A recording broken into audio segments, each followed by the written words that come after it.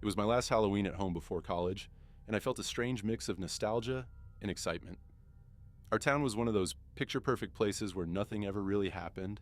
The kind of place where people left their doors unlocked and said hi to their neighbors every morning.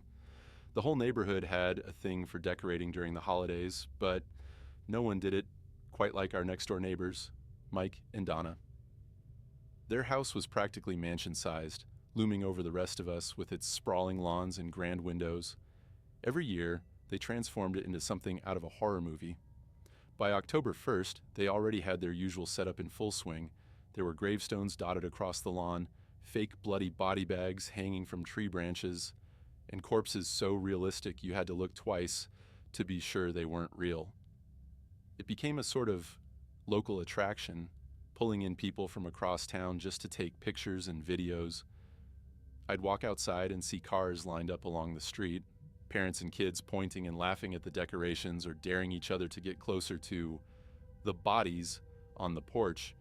Mike and Donna loved it, basking in the attention. The night of Halloween, though, it was different. The decorations felt off. It was just a sense I had, a strange feeling in my gut, but I shrugged it off, thinking maybe I was just being sentimental.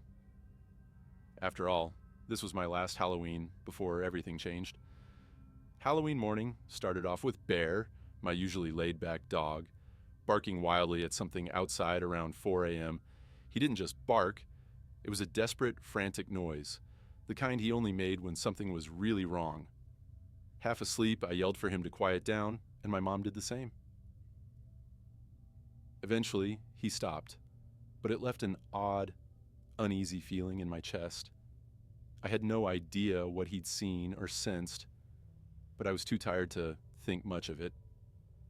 Later, as my dad was leaving for work, he muttered something about me leaving dog poop out front, which didn't make any sense. I was sure Bear hadn't been outside, so I brushed it off as one of Dad's usual mix-ups and headed to school, but as soon as I stepped out the door, a faint, sour smell drifted past me, just enough to make me wrinkle my nose. I glanced around the yard but didn't see anything out of place, so I figured it was just someone's trash down the street. The smell stuck with me all day, though. By the time I got home from school, it had gotten way worse, almost sickening. I even checked my shoes, thinking I'd stepped in something. When I walked inside, the house smelled fine, but the moment I opened the door, again, the stench hit me full force. It was sharp, almost metallic, like something rotting. Trick-or-treaters started coming around 4, and every time I opened the door, I caught that smell again. Kids and parents scrunched their noses, one little girl even saying, "Ew, what's that smell?" It felt like the stench was creeping in from all sides, getting worse with each passing hour. At one point, a mom leaned over and whispered, "It's even worse next door." That got my attention.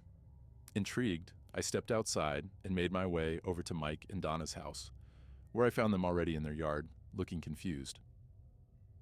They were pacing, sniffing the air, and exchanging worried glances. When I got close, the smell hit me like a punch, far stronger than before. The odor seemed to be coming from one of their body bags that lay flat on the ground, half hidden in the shadows near the front of the yard. Donna turned to Mike, frowning. "I don't remember this one being on the ground," she said quietly, her voice uneasy.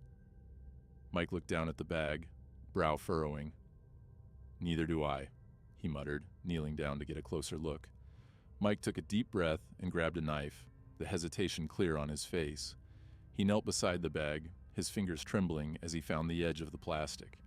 We all watched, breath held, as he carefully sliced the bag open. The second the blade cut through, the stench erupted, almost like it had been sealed in. It was overwhelming, an acrid wave of decay that made my stomach turn. As Mike peeled the bag open, my heart sank as I saw the bloated, decaying face of a real human corpse staring back at us. I stumbled back, gagging, unable to process what I was seeing. People nearby gasped, covering their mouths, eyes wide with horror. Some of the kids who'd gathered nearby screamed, clutching their parents, while others just stared, frozen in shock. Within minutes, the scene was swarming with people.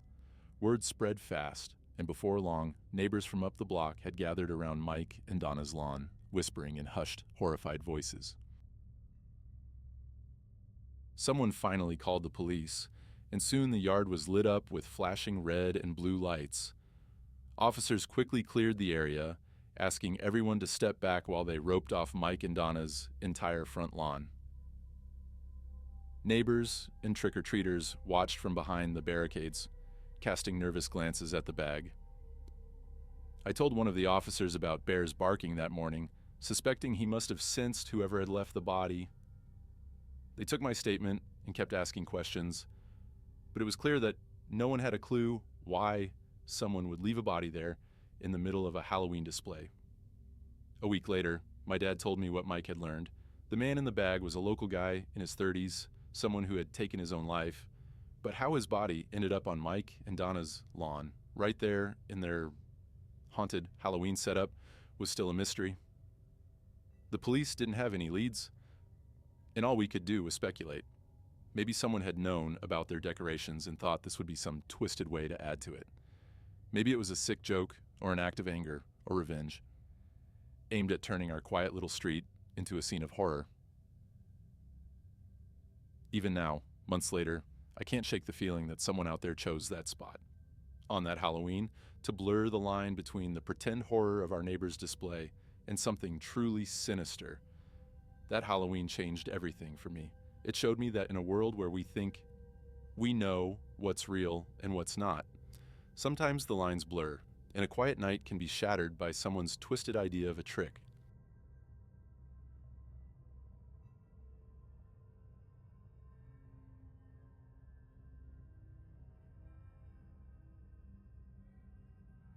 Last Halloween was supposed to be simple. It was my first one living alone in my grandma's old house, and honestly, I didn't feel much like celebrating. She'd passed away last year, leaving me the house when my mom decided not to sell it. I moved in, hoping that staying here would bring me closer to her in some way, even if it meant a few lonely nights. I thought about just putting a bowl of candy out on the front stoop and calling it a night, but then again, if I wanted to make connections with the neighbors or show I was friendly, I figured it wouldn't hurt to answer the door myself. Halloween started pretty much as I expected. Kids came up in their little costumes, parents stood back on the sidewalk waving, and a few older folks I'd never met asked if my grandma was home. When I explained that I was her granddaughter and that I lived here now, people were nice about it, offering condolences or reminiscing about her. She'd been well loved in the neighborhood. I'd always known that. By 9, I figured Halloween was over. I started tidying up, folding the empty candy wrappers and brushing crumbs off the entryway rug. Then, from just outside the door, I heard it. "Trick or treat," a voice said, soft but clear. I paused, surprised. No one had knocked or rung the doorbell. It was just that voice, sounding so close that it sent a chill through me. I walked to the door, thinking maybe they'd pressed the doorbell and it just hadn't rung. When I opened it, a man stood on the other side, dressed in a cheap-looking purple suit, with a strange plastic mask covering his face. He was average height, a little older, and I could tell right away he wasn't a kid. When he repeated, "Trick or treat," it was in a weirdly high-pitched voice, like he was trying to sound young. I smiled nervously, trying to keep it light. "Hey there," I said, handing him a couple of pieces of candy. "What's your costume supposed to be?" He didn't answer. He just stared at me through the mask, eyes locked onto mine with an unsettling intensity. I dropped the candy into his pillowcase, noticing it looked completely empty, despite how late it was. He glanced into the bag, then back up at me, saying nothing. Have a good night," I said quickly, closing the door before he had the chance to respond. I stood there a moment, heart racing, hoping that was the end of it, but it wasn't. 2 nights after the police took him away, I was finally starting to relax. I'd almost convinced myself it was over, that he'd moved on or gotten the help he clearly needed. But as the clock crept closer to 9, the anxiety crept back. I was trying to shake it off when a familiar, shrill voice echoed from the backyard, muffled but unmistakable. Trick or treat. I froze. This wasn't happening again. I was sure the cops would have done something to keep him away, but when I crept to the back window and peered outside, there he was, standing just past the glow of the porch light. He wore the same strange purple suit, the mask's expression frozen in its eerie half-smile, and he held that empty pillowcase open as if waiting for candy. I gripped my phone, whispering to myself that I just had to call the police again. I lifted the phone to dial, but then I heard it. A light scraping sound against the glass. I turned to find him closer, staring up at me from just below the window, his hand lifted to tap softly on the glass, not breaking eye contact. My heart was racing, and I felt a mix of fear and anger.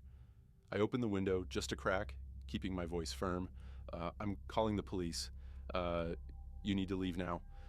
For a moment, I thought he might respond, maybe explain himself or apologize, but he didn't say a word. Instead, he raised his empty pillowcase and held it open, shaking it slightly as though he were disappointed it was still empty.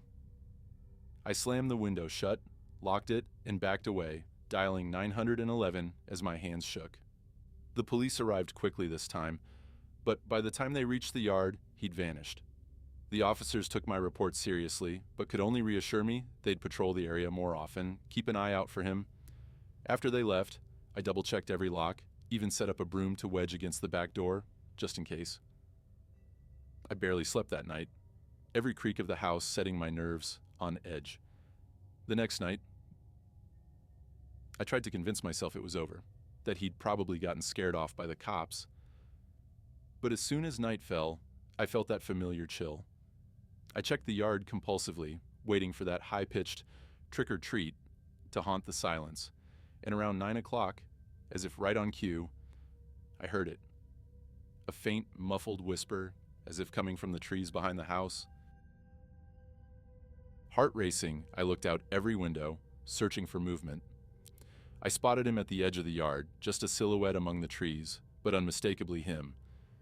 His empty pillowcase dangled at his side, and though I couldn't see his face clearly through the mask, I felt his gaze fixed on me, watching. This time, I didn't bother yelling. I just closed the curtains, turned out every light, and tried to pretend I wasn't home. For what felt like hours, I stayed hidden in my darkened bedroom, gripping my phone, listening. Finally, it was quiet, and I thought maybe he'd left. But as I crept toward the window, I caught movement out of the corner of my eye. A shadow passed by my front door, close enough to brush against it, and I heard the faintest tap on the glass. For weeks after his last visit, I lived in a state of constant anxiety, barely sleeping, jumping at every small sound. Every night, I'd check every door and window, scanning the yard from behind tightly drawn curtains, half expecting to see his shadow lurking outside. But after a while, the visits finally stopped.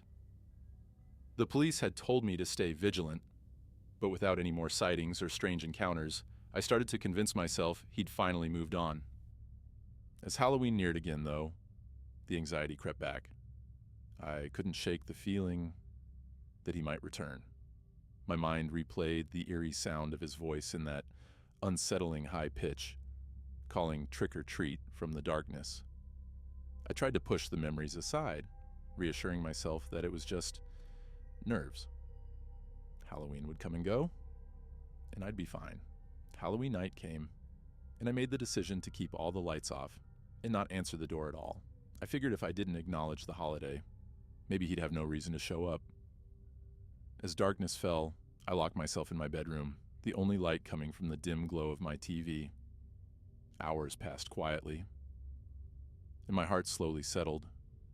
But around midnight, just as I started to drift off, I heard it. A faint, dragging sound, like someone was scraping something heavy across the front porch. My chest tightened as I muted the TV, holding my breath, straining to listen. Then came the tap, tap, tap on the front door. I froze, telling myself it had to be a prank. Halloween pranks weren't unusual, but my instincts were screaming otherwise. The tapping continued, slow and rhythmic before pausing. Then, in that hauntingly familiar voice, I heard him. Trick or treat? I covered my mouth, trying not to make a sound, my heart pounding so hard it hurt. I hadn't seen him in months, but it was him. I was sure of it. That awful sing-song tone sent chills through me as I stayed frozen in place, hoping he'd give up and leave. Minutes passed in silence, and I began to think he was gone. Then I heard it again, faint, as if from the far end of the house. Trick or treat. I couldn't take it anymore. I grabbed my phone and dialed 911, whispering to the operator that someone was outside. That it was the same man as before. She assured me help was on the way. But I could barely hear her over the thudding of my heart. Just as I hung up, I heard his voice again, now right outside my bedroom window, no longer high-pitched but low, and almost angry. Trick or treat. I fought back tears, backing away from the window, willing myself to stay calm until the police arrived. I could see his shadow through the curtains, tall and dark, unmoving. I stayed absolutely silent, feeling as though my entire world had shrunk to that small, dark room. Finally, I heard the sound of sirens. Red and blue lights flickered through the window, and I heard voices shouting commands outside. I stayed huddled in the corner, listening as the police searched the yard, calling out that the area was clear. After several long minutes, an officer came to my door, assuring me they'd searched everywhere and hadn't found anyone. They told me it was possible he'd seen the lights and run off. But I knew he'd been there. I could feel it, his voice echoing in my mind long after the officers left. They told me to call if he ever showed up again. But something about the way he'd sounded that night felt different, final. Like he'd been making some kind of twisted farewell. The days since have been quiet, but every night I still sit in my darkened room, listening for any sound that might signal his return. Halloween will come again next year. And every year after that. And as the nights grow colder, I swear I can hear him sometimes, far off in the distance, whispering through the silence, trick or treat.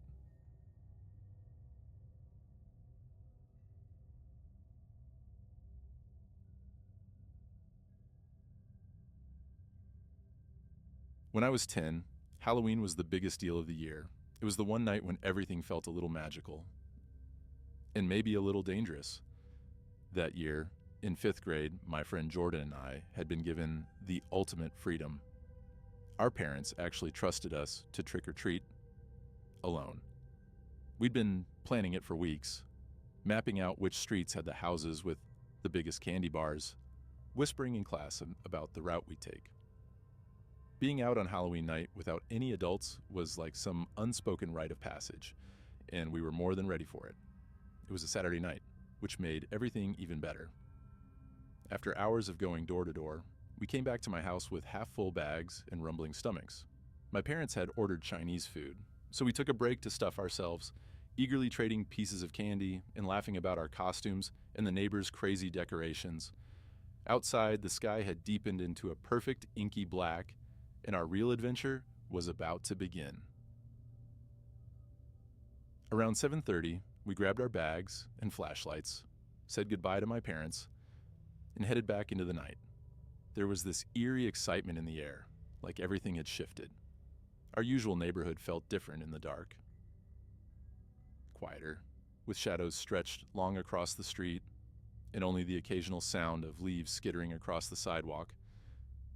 We'd been told to stay close, but we had other plans. The night felt like ours to explore, and we had a whole route ahead. We had no idea that something or someone was waiting for us in those shadows. Jordan and I walked away from the man's house trying to shake off the creepy vibe. We couldn't put our finger on it, but something about the whole encounter felt wrong.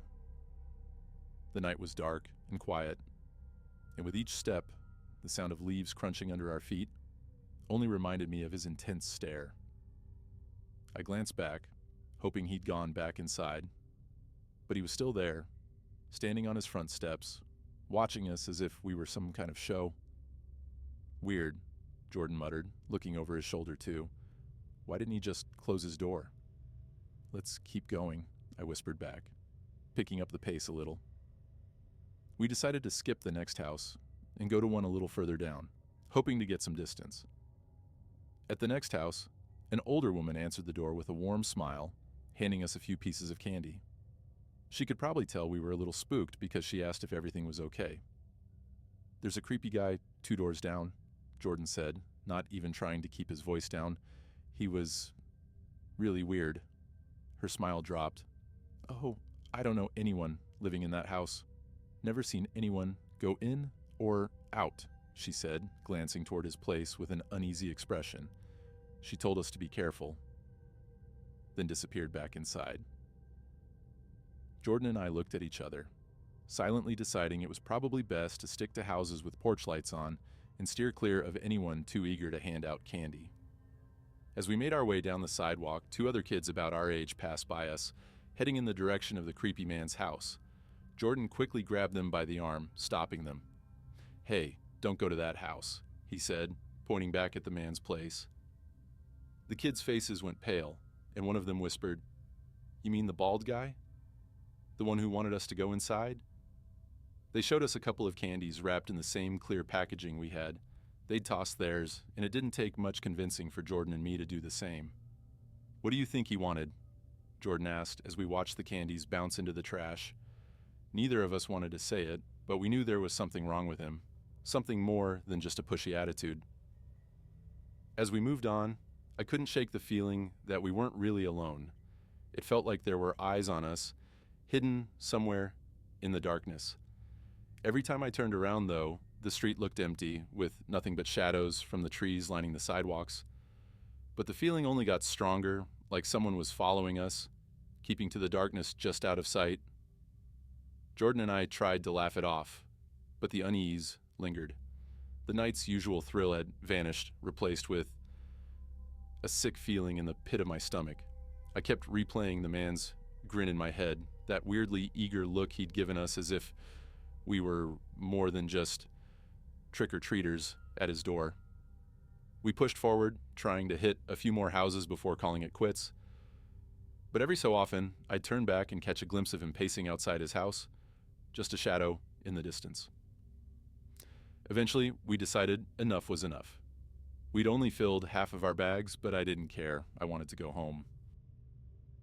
Back at my house, Jordan and I dumped out our candy and sifted through it, separating out the clear wrapped pieces he'd given us. My mom noticed right away. "Where'd you get those?" she asked, picking up one of the candies and examining it closely. Jordan and I exchanged a look. "There was this guy, just a little weird," I told her, trying not to sound scared. "He wanted us to come inside his house. Said he had some Halloween stuff we'd like." "But we didn't go in?" My mom's face tightened, and she dropped the candy into the trash without a word. The next morning, I woke up to the sounds of my parents talking in hushed voices in the kitchen. I slipped down the hall, and that's when I saw it. The creepy man's face on the TV screen. The news was reporting that he'd been arrested after several parents called in, saying he'd tried to lure kids into his house with promises of a new puppy, a haunted skeleton, and even a secret stash of the best Halloween candy. I sat there, numb, as the report continued. Apparently, he'd been moving from neighborhood to neighborhood for years, never staying long enough to get caught. But that night, he'd gotten bold, trying to draw multiple kids inside. And thankfully, every single one of them had been smart enough to walk away. Halloween was different after that. I still went trick-or-treating, but it was never the same thrill. The real monsters that night weren't in masks or costumes. They were hidden in plain sight, smiling wide and pretending to be just another friendly face.